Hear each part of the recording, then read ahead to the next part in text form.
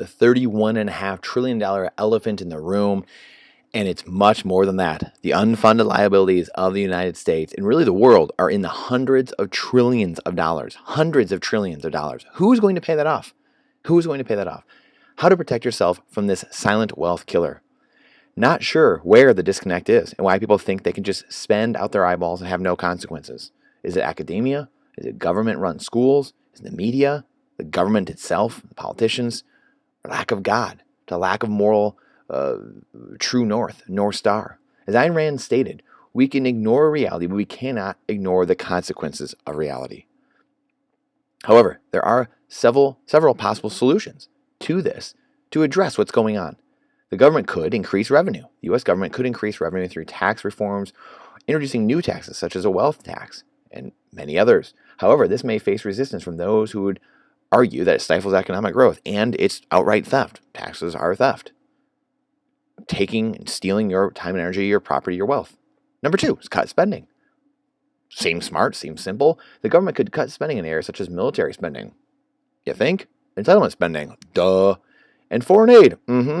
However, this may also face resistance from I don't know who, but from those who argue that it could hurt those who rely on those programs. We shouldn't be in a place where we're relying on these programs. I digress. Number 3, stimulate economic growth. A growing economy can increase revenue through increased taxes. Hello, like the last year when you crushed the economy in demand destruction and we have no tax receipts coming in? Hello. And reduce debt as a percentage of GDP. Policies such as deregulation and incentives for businesses could stimulate economic growth. Number 4, implement austerity measures. This could involve both reducing government spending and increasing taxes to reduce the debt. However, this could also have a negative impact on the economy and may be unpopular. Again, cutting is going to have to be part of this plan. It just is. Number 5, inflation, currency printing. Well, that's in a logical sense. Currency printing. Inflation could reduce the value of the debt over time, meaning you will bear the cost through higher prices. But it could also negatively impact the economy by hurting others and hurting those who save dollars, which is the end of this article is what can you do? Get out dollars, sell your dollars and get into assets. That's what you have to do in a fiat legacy system. So letting the cat out of the bag a little bit here. Number 6, debt restructuring. This involves restructuring or renegotiating the terms of debt, such as extending the repayment period or reducing the interest rate. However, this may damage the country's credit rating or lead to war. This is what happens like a short sale in a home. People can't pay their loan. They have to go ask the lender to agree to a short sale and take the hit or whatever. Very similar. Also, a combination of these solutions may be necessary to address the U.S. debt problem. If it were up to me, I would be cutting spending in all areas and stimulating economic growth by cutting taxes and regulations. History has shown us this is a beautiful way to spur tax revenue for the government and innovation and production of goods and services and increase the living standards and lower prices. And unleash the American producer and incentivize them to work instead of incentivizing them to be home, getting softer, atrophying, etc. Which almost seems like it's a plan that that's happening. Anyway, I digress. Which then benefits all consumers with a higher standard of living. When there is more wealth being made, you can bring in even more taxes. Again, like we mentioned earlier, hello, this is not rocket science. This is not Elon Musk going to Mars. Unfortunately, governments are not in the game of doing the right thing. They're in the game of doing what is best for them. Like we always say, the number one rule of politicians is to get elected, and the second rule is to get reelected. Seemingly, their agenda goes against humans in general. The globalist agenda, the one world government, continually, and it seems like the uniparty here in America is just Romney, Obama, Bush and Gore, Bush and Kerry, McCain and Obama. I mean, just over and over. Trump broke the simulation. He broke the matrix. The one world government, the deep state didn't think they had to do anything because usually their guy gets in both sides. They have guys both sides controlled kind of, so it doesn't really matter. You don't need to cheat in order to win. Well, here we are, Trump breaking the matrix, and that's why all hell's broken loose. You can see why there wasn't much chaos before because the uniparty had everything under control. The one world government, and again, not me saying this, many books. Go check out all the books, guys. Go read The Naked Communist, The Capitalist Manifesto, The Communist Manifesto. Go read all the books, The Grand Chessboard, just The Conspirators' Hierarchy. Go read these books and go do your own homework. Trust but verify.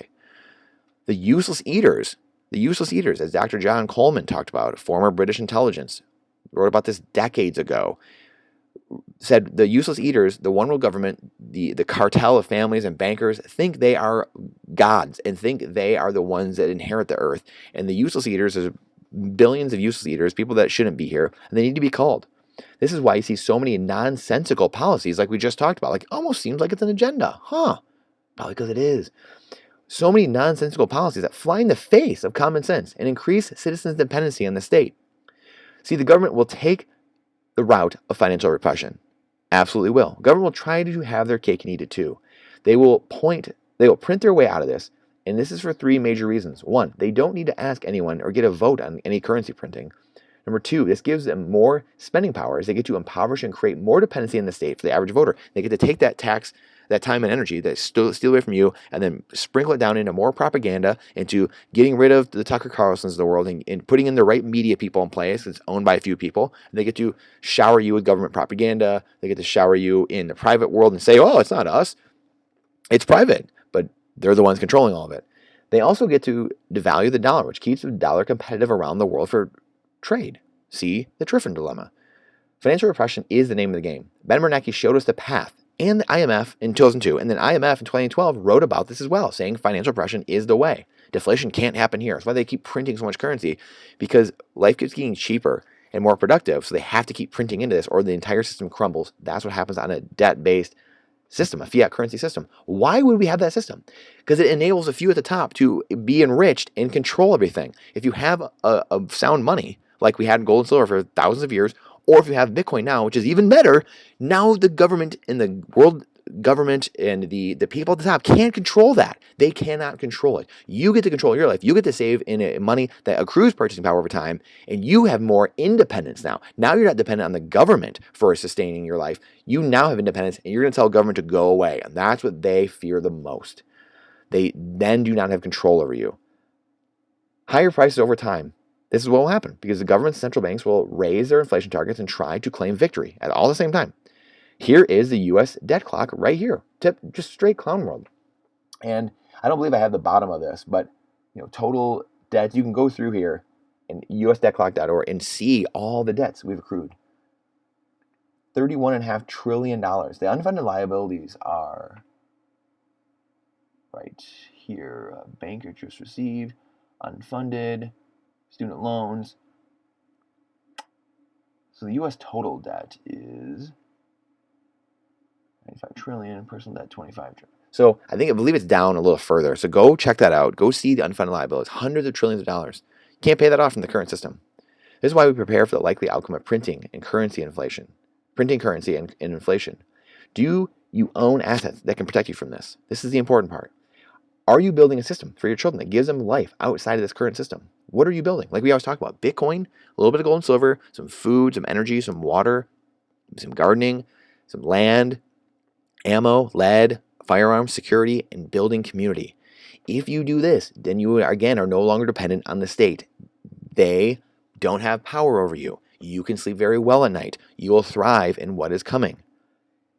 If we hedge the inflationary fiat system with assets that do well, we'll be there to pick up the pieces and build this system, the new system, and be ushered in by true freedom and liberty-minded people. I talk about Bitcoin because you've had the solution to fixing these problems and fixing the money, fixing this bond problem, fixing this currency printing, getting the power of the money currency printing out of the hands of the people at the top, and the ability to propagandize people, and the psyops and psychological operations, and the bonds, people buying bonds, just being forced into bonds, literally paying for their slavery. Bond is the root word of bondage. You are paying, guaranteeing taxation in the future of you and your children. It's the stupidest thing I've ever seen in my life. I don't own bonds for that reason. I had the couple I had for my family, I sold a couple of years ago when they're at all-time 5,000-year highs. I'm out. Done. Will not participate in the bondage. So you've had a solution to these things. Would you talk about that discovery? Would you spread that discovery around? That's why I talk about this so much. In a deflationary monetary world, people will be able to save and not be hedge fund managers just to try to get ahead in life. Now, what we have is a race to the bottom. It's a race to the bottom. Who can be the poorest, fastest? Who can get the government to control every aspect of their life and pay for everything? Well, you're going to get nothing. You're going to get the leftovers, the crumbs. We cannot fix the current system from the current reality, period. You cannot do that. Doing the same thing over and over again, we all know it's a quote, and hoping for a different result, hoping for a different candidate. This guy will win, that guy will win, next time will be different, and expecting it to be different, expecting a different result would be insanity, correct? Time to build our future we want to see. Fix the money first, or the politics and voting are just theater. Stay strong, Brandon. This is so important. Please share this out. The algorithm hates truth. Question everything's boldness, even the existence of God himself. It's not financial advice, it's freedom advice. And let's get independent, let's get resilient. The answers are here. We have everything we need to have. Like I said, all the things we talk about getting, we tick those off every video, there's no counterparty risk. There's no, I got to set up brokerage fee, this and that. I'm putting KYC, and here's all my data.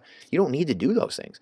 Buying these bare assets, meaning you own them, and there's no one else you have to trust to own them. Bitcoin, gold, silver, firearms, food, energy, water. You are the one that controls them. It's a beautiful thing. When you situate yourself properly and build the right foundation and build your house on rock, your world changes.